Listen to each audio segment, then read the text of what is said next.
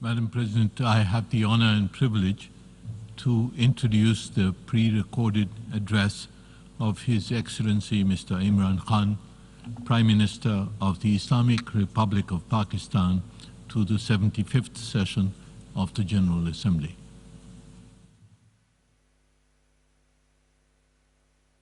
President, Secretary General, Excellencies, ladies and gentlemen, I'm honored to address the United Nations General Assembly once again.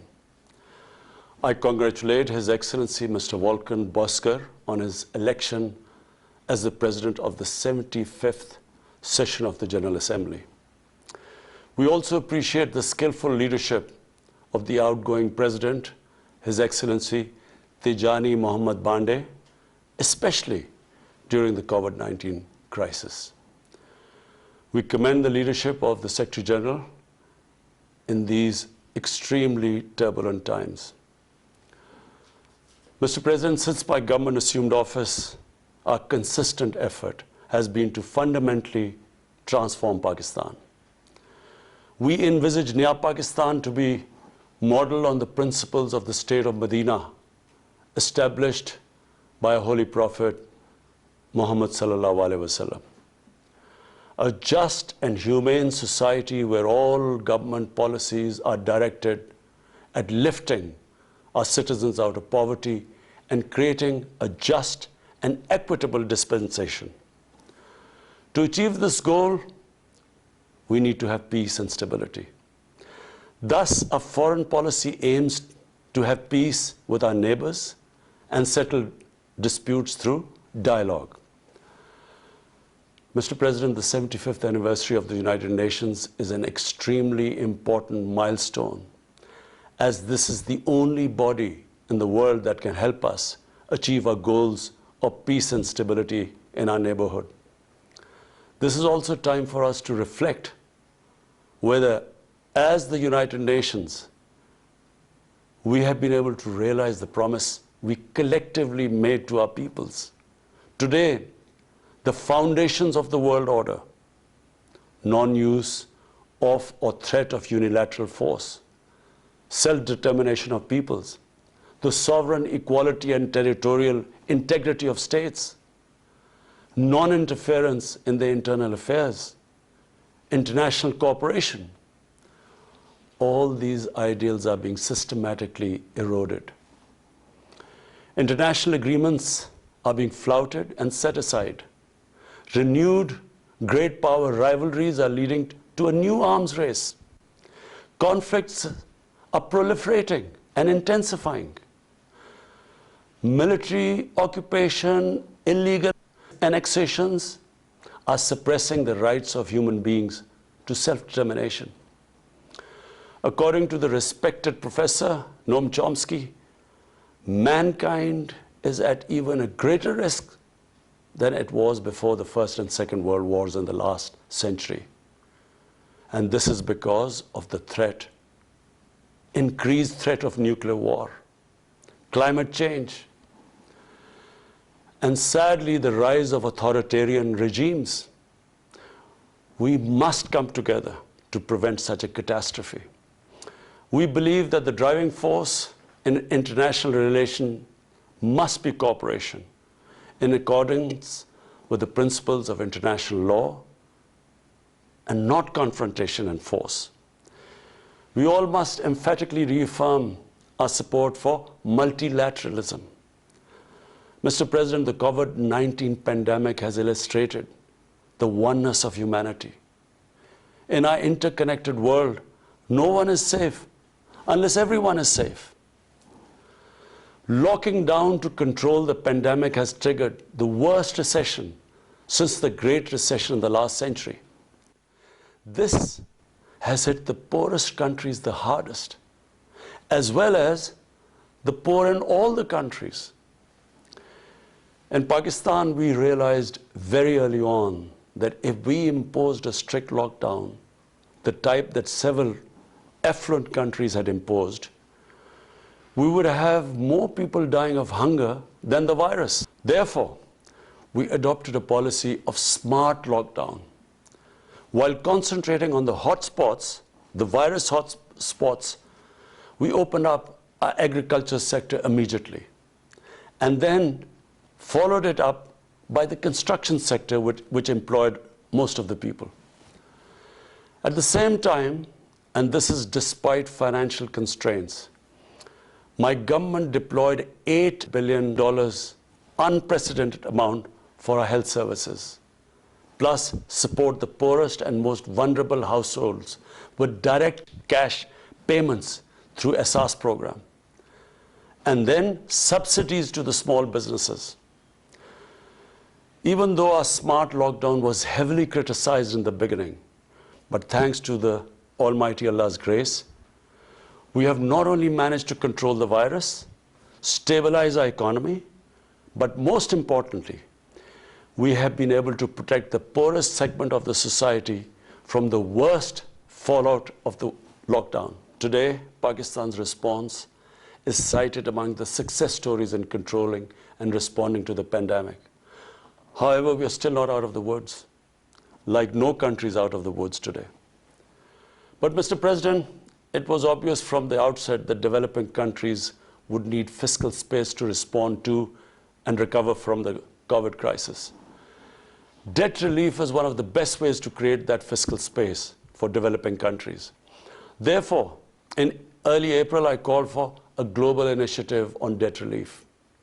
We appreciate the G20's official debt suspension initiative and the emergency and rapid financing offered by the IMF, World Bank, Asian Development Bank, and UN agencies.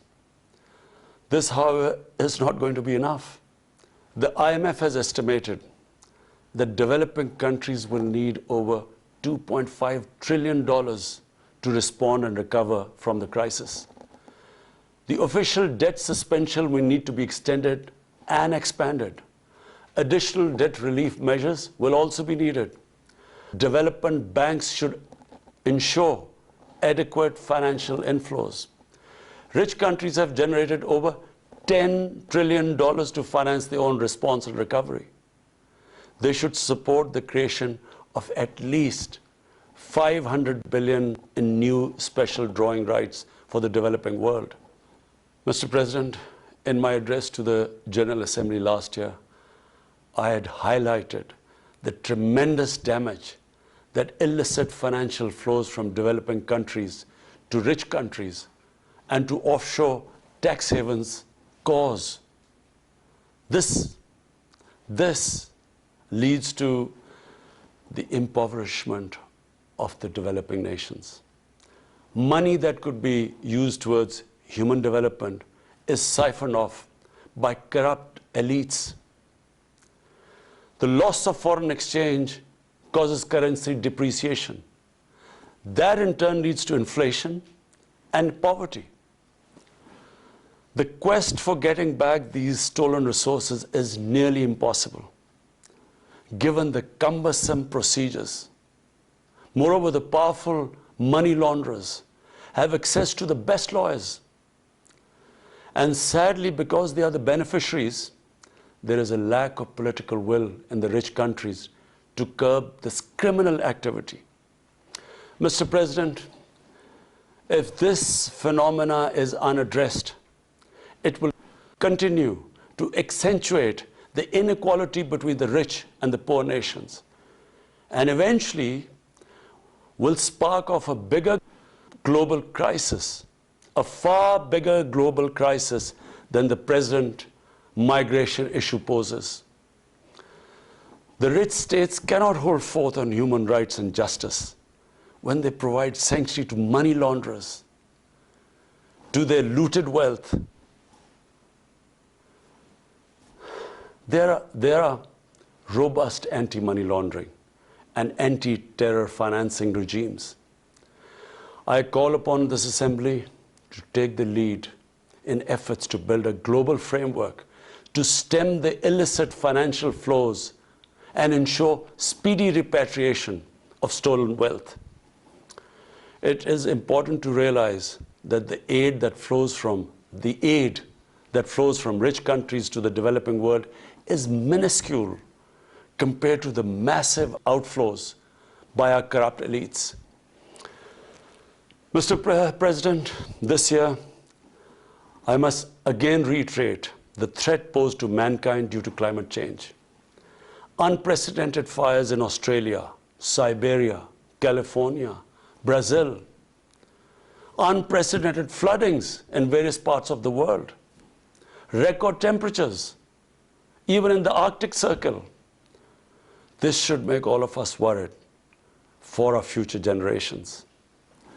Commitments made through the Paris agreements must be fulfilled.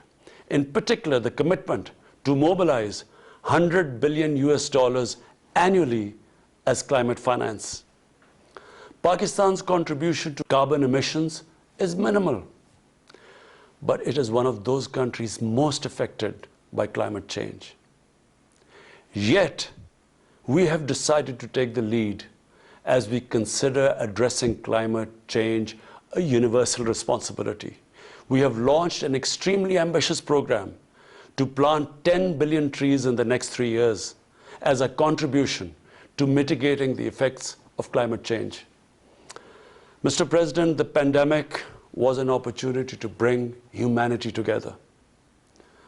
Unfortunately, it has instead fanned nationalism, increased global tensions, and given rise to racial and religious hatred and violence against vulnerable minorities in several places.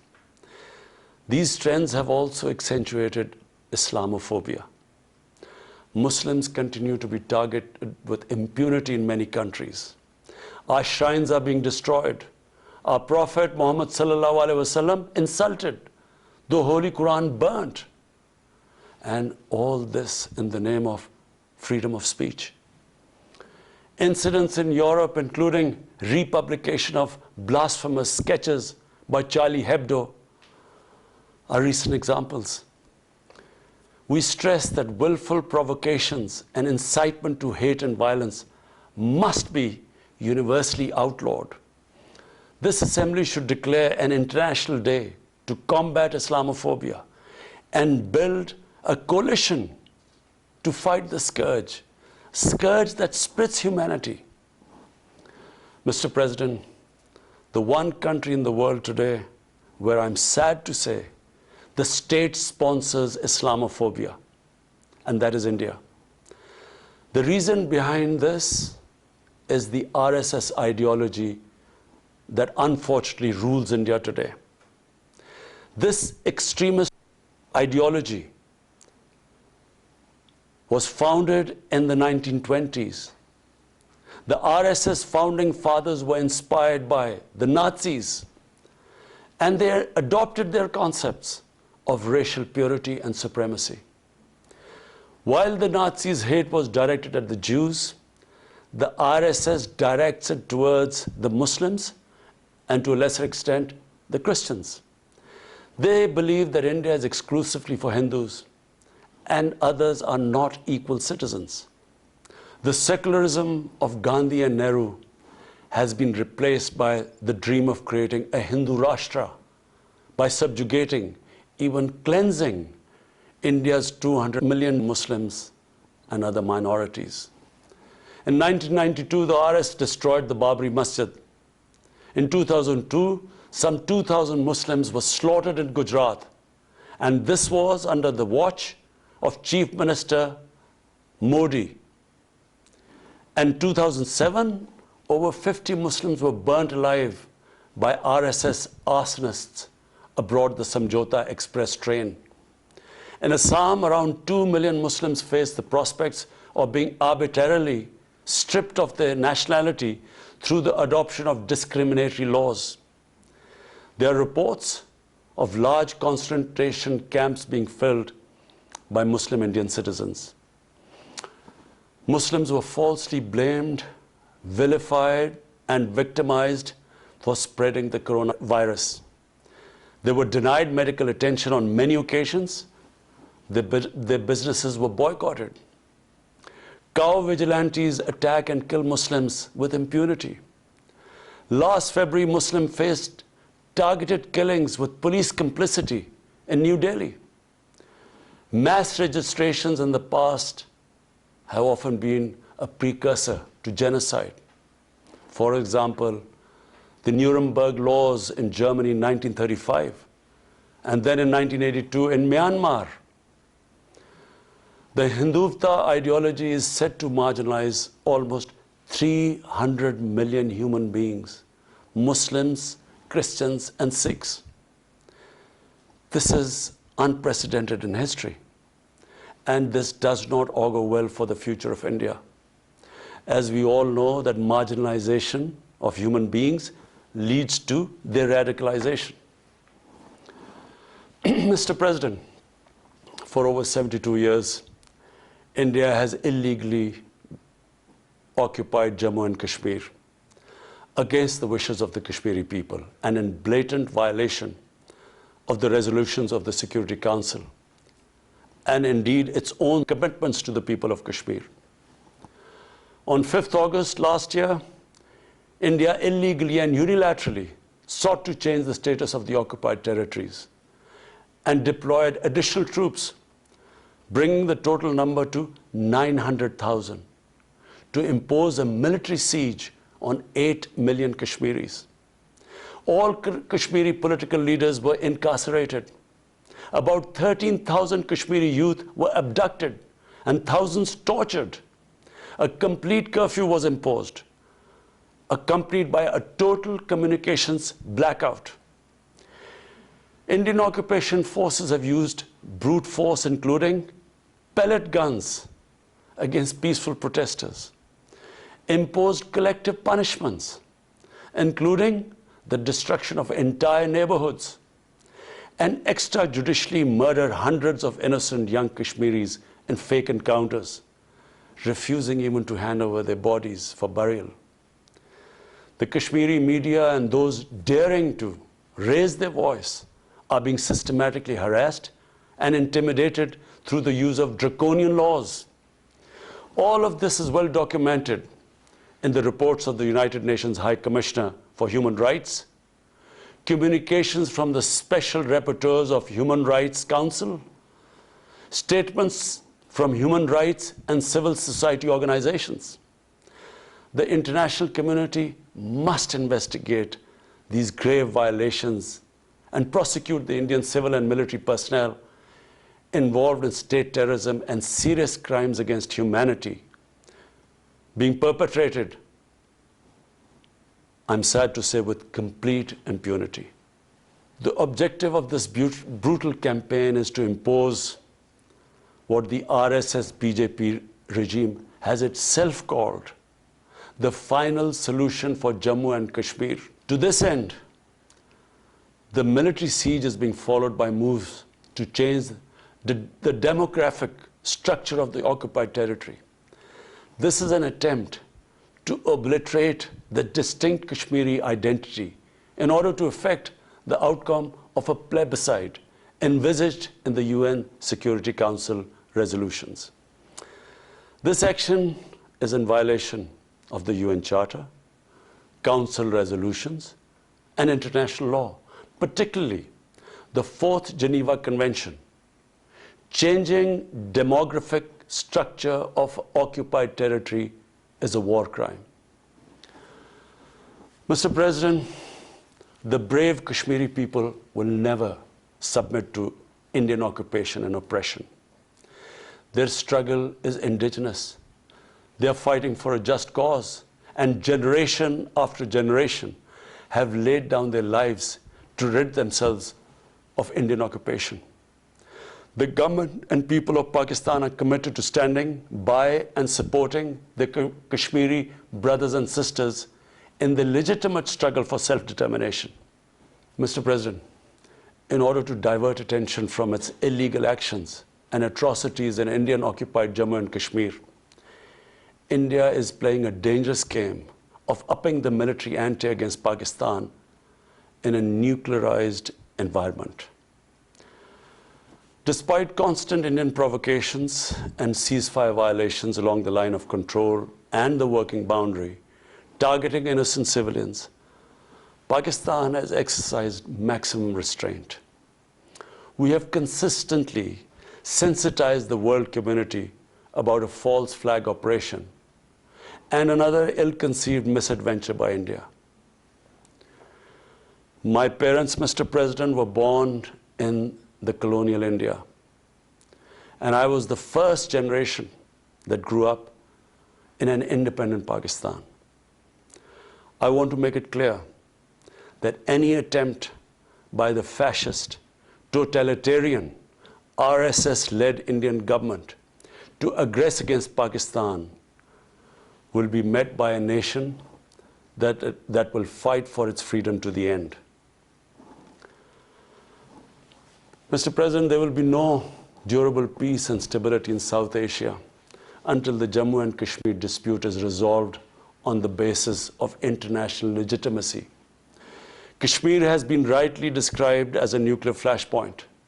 The Security Council must prevent a disaster conflict and secure the implementation of its own resolutions, as it did in the case of East Timor.